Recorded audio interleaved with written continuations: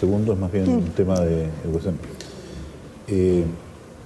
Bueno, Francisco, yo quisiera hacer un comentario respecto a una pregunta anterior, esa sintetizada de la participación que diversos estudiantes plantearon, Fabiola, Gabriel y otros. Y la pregunta es, ¿qué pasa después de este foro? O sea, nos vamos contentos, que discutimos y ¿cómo saben dónde, como se dice, Dios está en todas partes pero atiende en Santiago? ¿Cómo saben en Santiago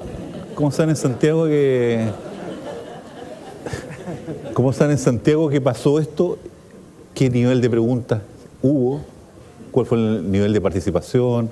¿Cómo hacemos una compilación de las inquietudes? Yo diría no tenemos respuesta, pero tenemos inquietudes, planteamientos, puntos de vista. Yo creo que deberíamos tener el compromiso de que el equipo periodístico también pudiera hacer una síntesis de 2, 3, 4 páginas, un trabajo para ellos ahora. Tienen espaldas periodísticas, gente que sabe escribir bien, donde pudiéramos nosotros por lo menos tratar de sistematizar este tema, porque tenemos que tener claridad de que el centralismo es un paradigma también, otro de los grandes paradigmas de nuestro país, y no concede espacios gratuitos. Los espacios se conquistan, no se entregan.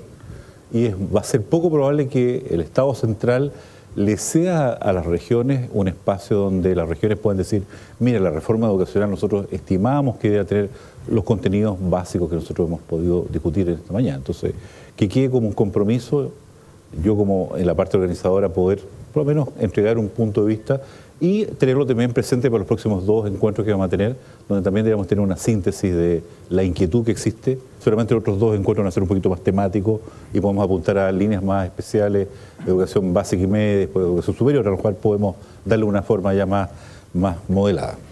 Y respecto a la pregunta de Francisco, nosotros sabemos perfectamente, y en esta misma tribuna, durante muchos años, yo he sido bastante crónico como rector de esta universidad, así que he estado muchas veces y muchos años inaugurando el año académico o bien celebrando el aniversario institucional en octubre, reclamando un poco por la desigualdad de condiciones mediante los cuales los estudiantes de esta región se enfrentan al mecanismo de selección universitaria que es la PSU. Si bien la PSU es un elemento que puede ser considerado, ello no debiera tenerse presente básicamente como un único factor de selección.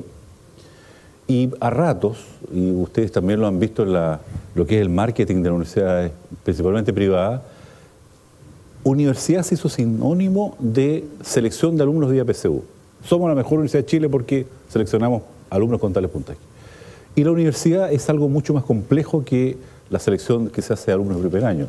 La universidad es cultura, es formación en valores, es todo lo que es una vida universitaria, una comunidad universitaria, lo que se hace en materia de investigación, transferencia tecnológica, el impacto que se tiene en un medio, claramente y nítidamente en regiones.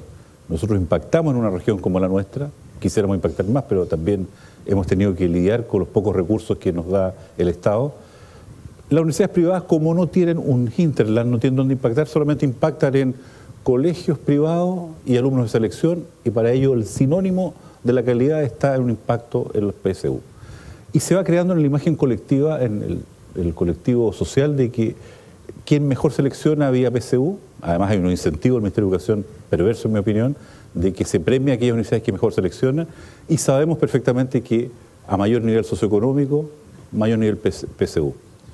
Sabemos dramáticamente que un estudiante que hoy día nace en alguna comuna de Chiloé va a sacar en promedio 430 puntos.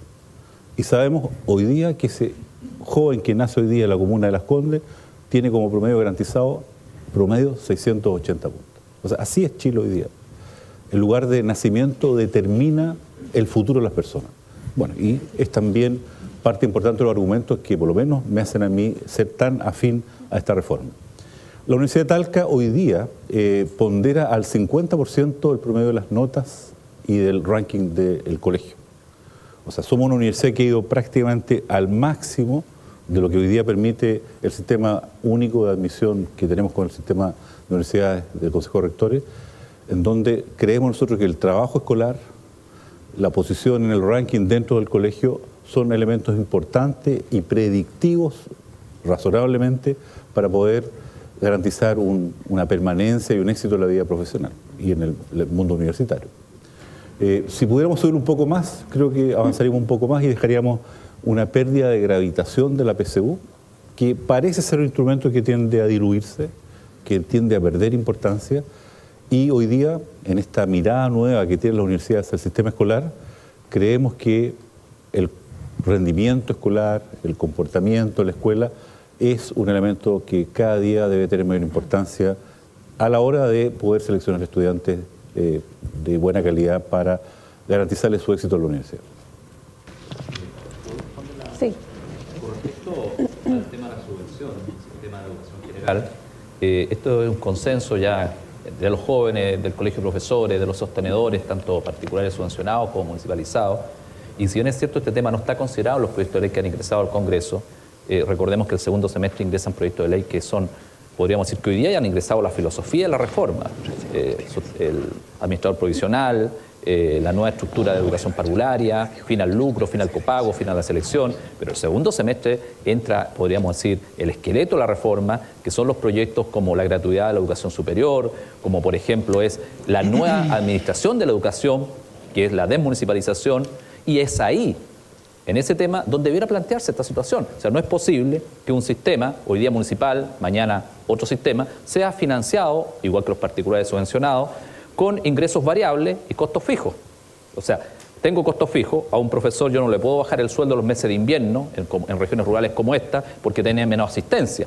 Y estamos llevando a instituciones como la superintendencia a destinar recursos y tiempo, a enfocarse en la supervisión de temas más bien administrativos, cuando debiéramos estar supervisando, junto con la agencia de calidad, otros aspectos. Son temas que debiéramos hoy día incluir en los proyectos que vienen y qué bueno que los jóvenes lo planteen. Así que es un tema que debiera cambiar. Muchas gracias, Seremi. Gracias, Seremi. Sí. Voy a aprovechar esta pregunta, me parece que son dos temas centrales. En primer lugar, el rol de la PSU o los sistemas de medición estandarizados. Yo ya dije que eran siempre limitados y por eso es que ha tomado fuerza el uso del ranking y las notas.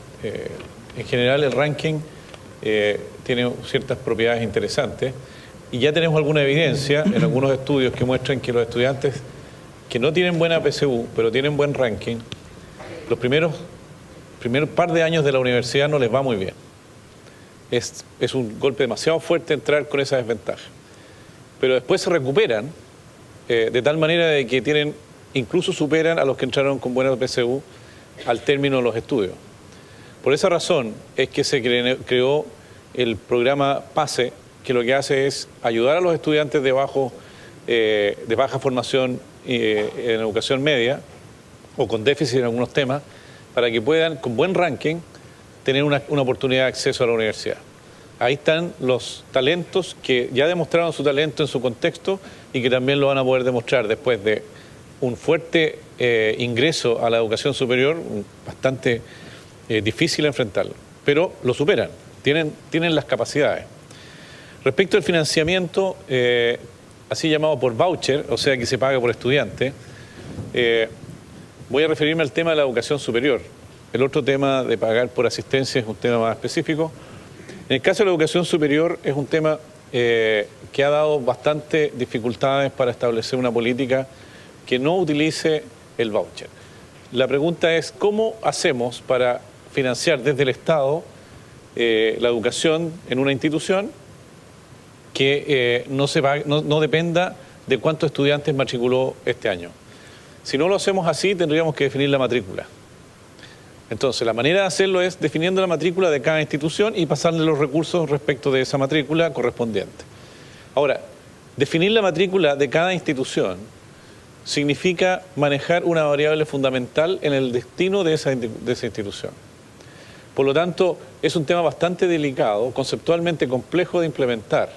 Conceptualmente estaríamos todos de acuerdo en eliminar ese elemento de mercado. En la intención de implementar esa idea resulta bastante difícil. Así que estamos buscando fórmulas y discutiendo entre todos los actores de encontrar una manera de poder reducir el efecto de mercado que eso genera para hacernos cargo del hecho de que la matrícula debe estar en manos de los que toman las decisiones. Y finalmente, respecto a la participación, la semana pasada se abrió un proceso a partir del Ministerio de Participación a nivel de todo el país. En todas las regiones van a instalarse mesas de discusión sobre todos los temas de la reforma, a partir de julio del próximo julio, o sea, el próximo mes. Además, se van a instalar mesas para las instituciones, los rectores, las universidades, los colegios, las organizaciones centralizadas, que son los que tienen representantes en una mesa. Y tercero, va a haber una mesa técnica donde vamos a invitar a todos los técnicos también a discutir. O sea, vamos a abrir todas las oportunidades, porque la participación, esta educación llega además con una deuda enorme, la deuda grande de la participación. Y vamos a tratar de hacernos cargo de ese tema de una manera bastante innovativa, pero esperamos poder avanzar fuertemente de eso y contar con el entusiasmo y la participación. Participar significa también alguna responsabilidad, alguna entrega de parte de los que participan, y no siempre todos están dispuestos a participar. Trataremos de lograrlo para que esta reforma sí tenga una buena cuota de participación. Desde ya asumimos el compromiso que nos dejó instalado el rector Rojas de generar un resumen de este encuentro y, por supuesto, mandarlo a donde atiende Dios, que es Santiago, como dijo él. Renato. Así es. Seguimos entonces. Vamos a tomar un tema que recién comentaba el rector y tiene que ver un poco por los altos índices de segregación social y territorial y que influye un poco en esto de la PSU y los resultados finalmente. Hay una pregunta que se repite aquí en varios de estos textos y dice índice de segregación social y territorial, cosa que por lo demás escapa de ser del tema educacional. ¿Es clave fundamentalmente el tema de la segregación social y territorial en los resultados de los alumnos? Sí, es clave. Hay una estrecha relación, pero también hay excepciones. Y cuando están esas excepciones uno dice qué potencial tienen esos jóvenes que por su situación social no tienen igualdad de oportunidades. Y teniendo claro que hay pruebas estandarizadas como el CINCE, que han sido mal utilizadas para rankear, más que para que las unidades educativas vean procesos educativos y los mejoren, yo quiero solamente decir algo, y más en el diario El Centro el día de ayer salía este tema. Felicitar, por ejemplo, algunas escuelas municipales, rurales, pequeñitas, es un ejemplo. Escuela La Capilla, Retiro, 330 puntos en CINCE Lenguaje. ¿Cómo es posible que una escuelita rural, a la cual conozco, muy rural, y acá tenemos el jefe de ADN de Parral, que también fue jefe de ADN de Retiro, que la conoce, es posible? ¿Por qué? Porque más que está en el centro de una gran ciudad, va a depender de los niños que quieren aprender, como decía el rector, y de profesores que tengan vocación docente de enseñar. Y ahí podemos hacer transformaciones. Es clave. O sea, ahí tenemos un ejemplo que no es lo normal, pero lo normal es que los niños con menos ingresos, los niños de escuelas más periféricas, que los niños de escuelas rurales tienen menos posibilidades generalmente que el centro. Es decir, en Chile hay una distribución de la pobreza por clase social y también una distribución por geográfica. Es decir, Santiago es el centro en muchas cosas, como decía el rector, está más cerca de Dios, pero también está más cerca del dinero. Por lo tanto, las comunas pequeñitas a veces es más difícil hacer esta verdadera vocación de educar. Hay una estrecha relación entre la situación de la familia y el rendimiento de los niños, pero esa situación se puede quebrar, se puede dar vuelta si tenemos un Estado que se preocupe por el bien común y un Estado de verdad, un Estado docente. Gracias, Serena. Bueno, continuamos con las preguntas. Solo quedan 3 para que ya terminemos este seminario en virtud de la hora. Y esta está referida a los regímenes políticos, dice políticos, pero en realidad tiene que ver con el financiamiento de la educación. Y se habla de la educación privada, la privada pública, la estatal. Esta diferencia, dice, puede garantizar la reforma que se va a romper con la lógica mercantil y que no representa más de lo mismo, pero con otras palabras. En realidad es una pregunta súper transversal que a lo mejor por este lado debiera ser respondida. Yo encantado la respondo. ¿Cuánto va a poder garantizar que se rompa la óptica mercantil? Va a depender de varios factores, pero sin duda que la va a transformar fundamentalmente. En la medida en que podamos envigorizar y poner al centro la educación estatal en todos sus niveles y darle una relevancia que en algún momento tuvo, eso va a cambiar fundamentalmente la relación entre aquellos que participan en la sociedad como sostenedores, como proveedores de educación y el Estado. Segundo, en el sector que sí tiene una orientación pública, a pesar de que tenga una propiedad privada, este régimen que hemos llamado va a garantizar que se cumplen ciertas orientaciones públicas, como por ejemplo que los estudiantes tengan derecho a asociación, que estén garantizadas las libertades de enseñanza, la libertad de cátedra, algunas condiciones que hacen que efectivamente den pluralidad, den derechos repartidos y no concentrados en la mano del sostenedor. Por lo tanto, el amplio mundo de este sector con sentido público, integrado por instituciones privadas e instituciones públicas, va a cambiar esa lógica, va a tener que cambiarla, porque además el Estado va a influir por lo menos en temas de aranceles y de pago de colegiatura, va a financiar. Y cuando el Estado financia, tiene que hacerse responsable de que lo que se entregue ahí sea pluralista, que entregue valores a todos y que además a todos les permita ingresar a esos beneficios. Así que el mundo de lo público se va a expandir con contribución de todos, no solamente del Estado. Y por lo tanto creo que eso es un cambio realmente que podríamos llamar paradigmático, en el sentido de que ¿qué entendemos por el rol incluso de lo privado y lo público? Dentro de un ambiente en el cual el rol del Estado es justamente que se cumplan esos objetivos generales de tener educación de calidad y con derecho para todos. Muchas gracias por su respuesta. Continuamos entonces, Renato. Seguimos, así es. Eladio González y Jorge Araneda preguntan al rector de la Universidad Católica del Maule: ¿por qué se responsabiliza a los profesores de la mala educación y no a las universidades, que son quienes forman a los profesores? ¿Y el Estado qué responsabilidad tiene al respecto? Es un tema no menor. Estrictamente, las universidades sí tenemos responsabilidad respecto a la formación de los profesores que egresan de nuestra universidad, es decir, otra cosa sería una falacia. Sin embargo, creo que la responsabilidad respecto del ejercicio docente tiene distintos ribetes. Sin duda que hay uno personal. Primero, no hay formación que sea tan absoluta y tan completa que genere una sola y permanente. Eso significa entonces que precisamente aquel que ejerce la docencia tiene una responsabilidad con el desarrollo de sí mismo y con su profesión. Por lo tanto, ahí hay otros actores que intervienen, el mismo Estado. ¿Cómo generamos las posibilidades para que este docente se haga cargo de su propio desarrollo y pueda tener las posibilidades económicas, de tiempo?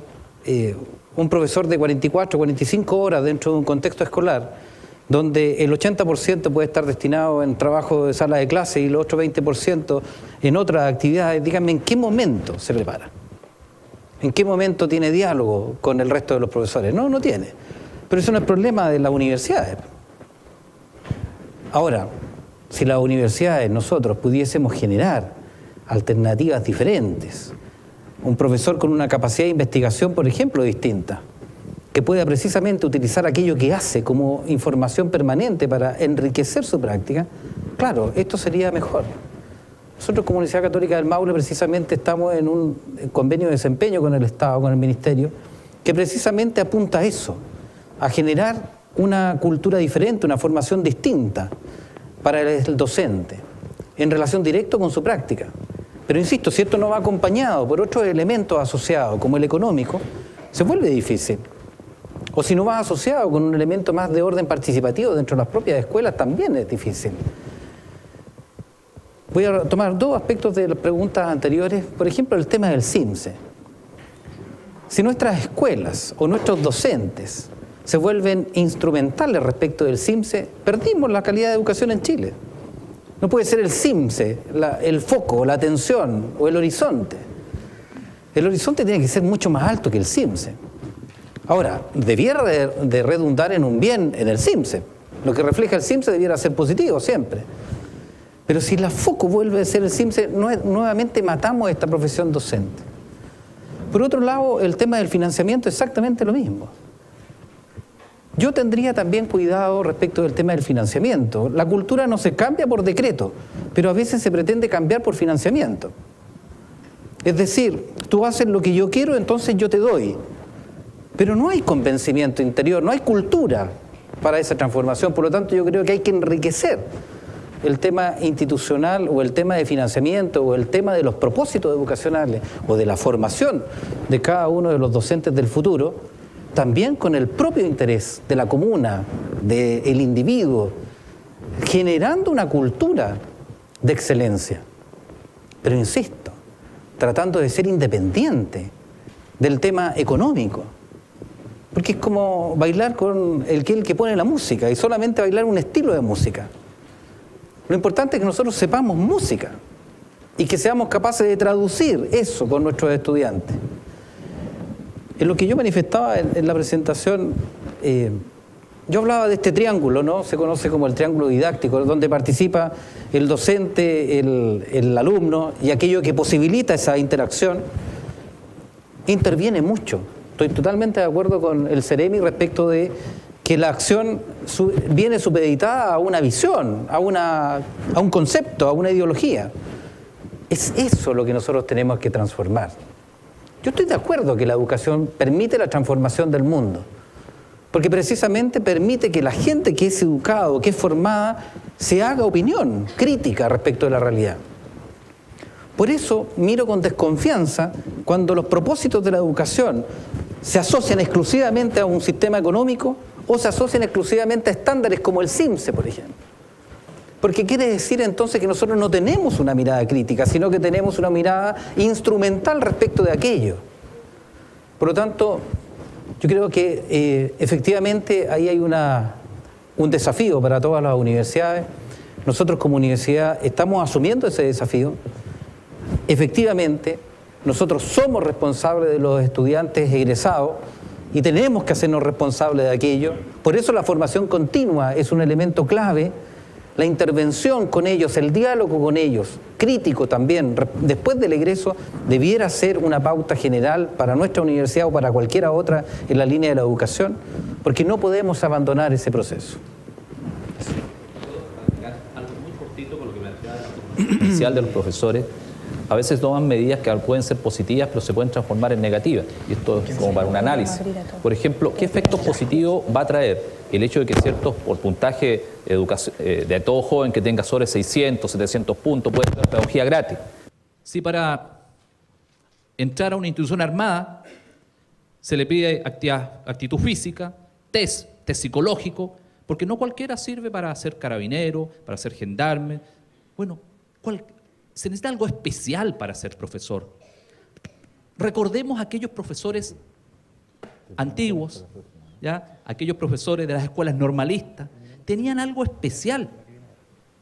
Por lo tanto, recuperemos aquellas cosas antiguas, veamos lo moderno y busquemos un mecanismo, que es un tema que lanzo aquí, porque yo creo que estamos en el momento de analizar esta situación. Las universidades yo creo que tienen que generar un tema de admisión a la carrera de pedagogía que es especial. Y además que tiene que haber una capacitación continua, porque a las universidades les interesa que los egresados de cuarto medio sean buenos elementos. Por lo tanto, las universidades no basta con sacar buenos profesores como fábrica, sino que, lo decía el rector, tienen que acompañar a los profesores y a la unidad educativa en todo su proceso. Y es un tema que tenemos que también desarrollar. Y uno para la provincia de Cauquenes, que queda justamente en la ciudad de Cauquenes y en Chascoseo y en Tribuhueseo. ¿Puedo responder? Es que eso no es así. Un poquito. Teníamos esta pregunta, venía del DAEM de Peyúgue, estaba su pregunta contemplada. Lamento que no se haya acogido a las reglas que para todos fueron iguales, porque en realidad la idea de esto, precisamente, si establecemos un mecanismo, que todos lo podamos respetar. Pero estamos en democracia, todos tenemos derecho a hablar. Me hubiera gustado que los demás también hubieran sentido el mismo derecho. No es mi intención generar un diálogo, simplemente el Ceremi va a responder esta pregunta. Ceremi, por favor, respóndanos. Bueno, no es así, esta es una reforma integral. Parte en la primera infancia y termina con la educación superior. ¿Cuál es el tema? El tema es que aquí son más que eso, son 4.500 salas cunas, son 125.000 niños que van a incorporarse al sistema de 0 a 6 años para pasar a ser un país desarrollado, y no tenemos el 50%, quisiéramos tener el 50% de cobertura en la primera infancia, tenemos apenas un 17% y los países desarrollados tienen alrededor de un 30%, y esa es la meta que la presidenta Bachelet quiere hacer. Aquí hay metas, pero hay muchas cosas que también dependen de los alcaldes.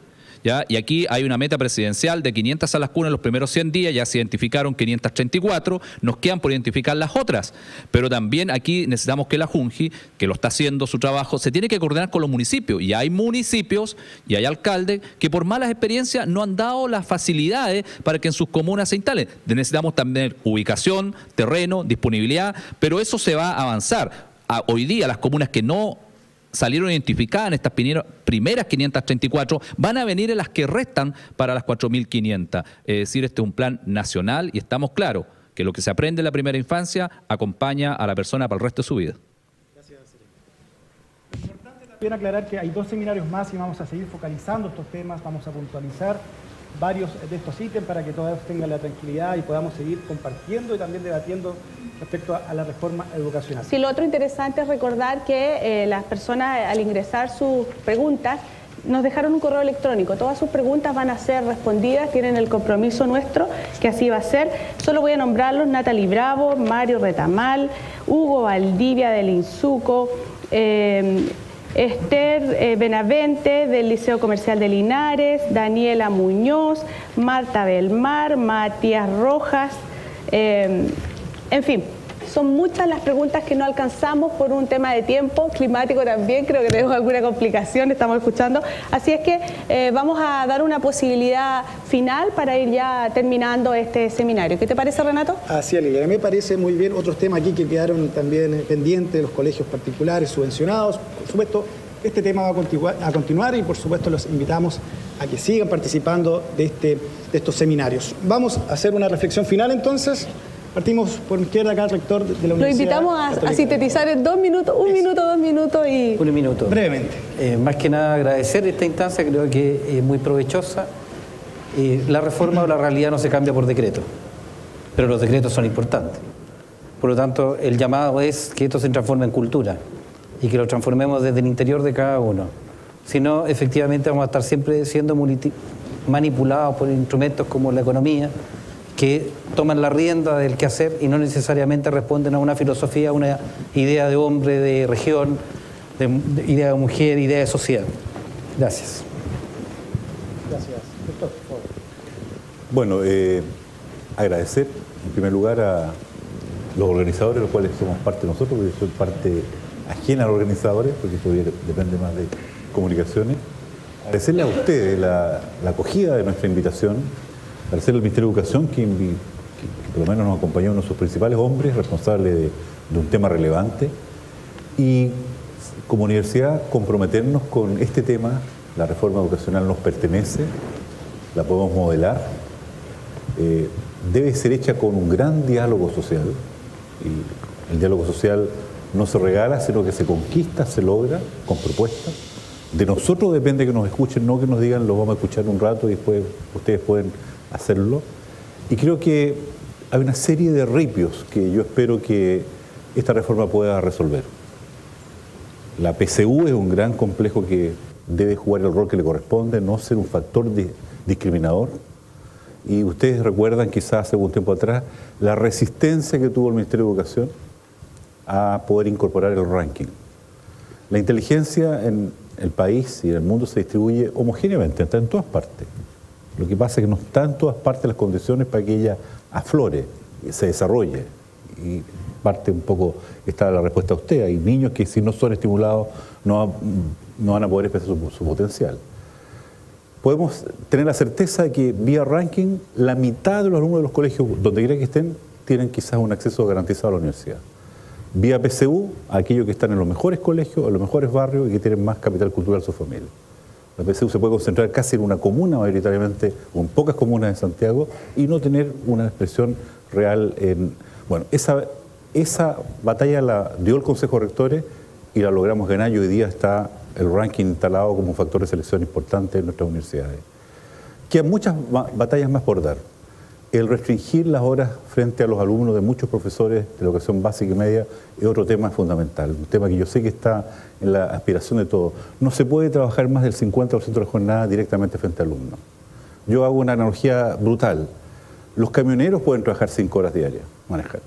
Nuestros profesores pueden estar todo el día trabajando y nadie dice nada. Eso no puede ser. Un país que es OECD no puede permitir que sus maestros...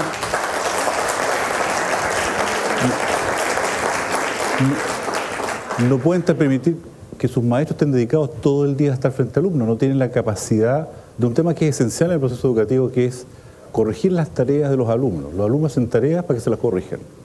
Si el profesor no tiene tiempo, el proceso se interrumpe porque los alumnos dicen, yo no hago las tareas porque si no me las corrigen, da lo mismo. Entonces hay un tema que es esencial, el mecanismo de aprendizaje, que son las tediosas tareas que nosotros tuvimos como estudiantes en su momento y que hoy día lo tienen los jóvenes. Pero más que eso, esos ritmos hay que eliminarlos. Y creo que la reforma, vía medidas correctivas y con una gran participación ciudadana, va a permitir, una vez más, como lo hicimos en el pasado, hace 50 años atrás, hubo una reforma que produjo grandes efectos, producir un efecto importante, que nuestro país sea más justo, más igualitario, y creo que nuestro aporte puede contribuir decididamente en ese gran esfuerzo de nuestro país. Gracias, rector. Muchas gracias. Bueno, en primer lugar, agradecer enormemente esta oportunidad de participación, de encuentro con las opiniones, las preguntas sobre todo. Tenemos bastante pega de dar respuestas y quiero terminar con una reflexión. Hace poco tiempo atrás, todos los que estamos acá enfrentamos un cambio de siglo y uno se preguntaba qué pasará con este nuevo siglo. Bueno, 11 años después, el 2011, empezaron a pasar cosas que ya podemos catalogar de cambio en el siglo. Este nuevo siglo nos enfrenta a la participación, al derecho de los ciudadanos representados de otra manera que la que nos habíamos acostumbrado. Y la región, cuando hablamos de región, ahora ya tiene su propia manera de hacer notar frente a donde vive Dios, como decía, donde tiene domicilio. Bueno, aquí tiene sucursal, ¿ah? Tiene sucursal y tienen que apropiarse de la sucursal. Es parte de esta nueva paradigma. El paradigma nace de la gente, no nació de algunos intelectuales que se le ocurrió que había que cambiar la educación. Nació de los estudiantes. Y los estudiantes encontraron su manera para hacer valer esa opinión. Creo que eso viene para quedarse y nos va a generar grandes transformaciones hacia el futuro, pero ya está aquí. Así que este proceso que empieza no es fruto de una ideología política, es fruto de la misma gente, de los mismos profesores, de los mismos estudiantes que hicieron ver que el país ya no daba más como estaba en educación, que el mercado no había cumplido con lo que prometió, ojalá lo hubiera hecho, no lo hizo, y por lo tanto ya, más allá de las discusiones que dieron en los 80 de que era una manera obvia de hacer las cosas, de que lo demás era pura política, bueno, eso no necesitamos discutirlo, ya se demostró que no funciona, y la pregunta ahora es: ¿cómo lo hacemos? ¿Qué vamos a hacer? ¿Qué vamos a cambiar y cómo lo vamos a hacer? Y ahí la opinión de las regiones respecto de su realidad, como Talca, probablemente como unidad central, también tiene sus regiones en las otras comunas y localidades.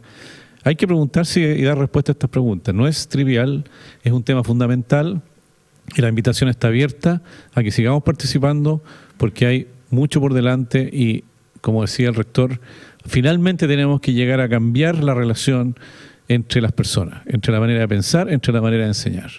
Así que la tarea es de todos y los invito a participar porque la verdad es que hay un amplio campo para hacerlo y es la oportunidad. 30 años más, ¿qué es lo que va a hacer Chile? Depende de ahora. Bueno, solamente me queda más que agradecer a este trabajo. Yo encuentro que para hacer el primer seminario fue muy positivo y agradecer como Seremi y estamos disponibles para seguir trabajando. Si bien es cierto, este país se puso de acuerdo y mayoritariamente eligió una presidenta con un programa donde la pieza fundamental de ese programa es la educación, y siendo los otros proyectos como la reforma tributaria complementario a la reforma educacional, y no es que el dinero sea lo más importante, pero con dinero se compran huevos, y si no hay dinero, no hay reforma educacional. Tenemos que estar atentos que la reforma tributaria salga en la medida de lo posible como el gobierno lo ha planteado, hacer un llamado a los parlamentarios a dejar las trincheras políticas de lado y a ver el futuro de Chile, que es lo importante, ver qué nos une. Y la educación es un tema transversal, a todos nos interesa, a todos los colores, al verdadero arcoíris, a los derechas, centro, izquierda, trabajadores y empresarios, a todos les interesa un país más desarrollado con mejor educación. Por eso los invito a trabajar desde su comuna, desde la región, para construir un Chile diferente, un Chile de todos. Muchas gracias.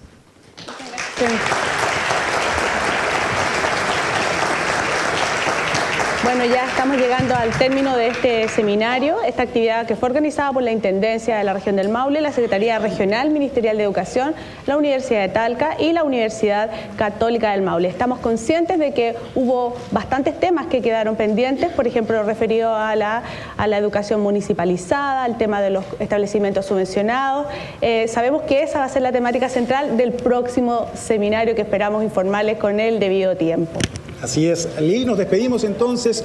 Muchas gracias. Recordarles que seguimos con esta ronda de seminarios y en sus casas también. Gracias por acompañarnos a través de Campus TV. Muy buenas tardes. Muy buenas tardes.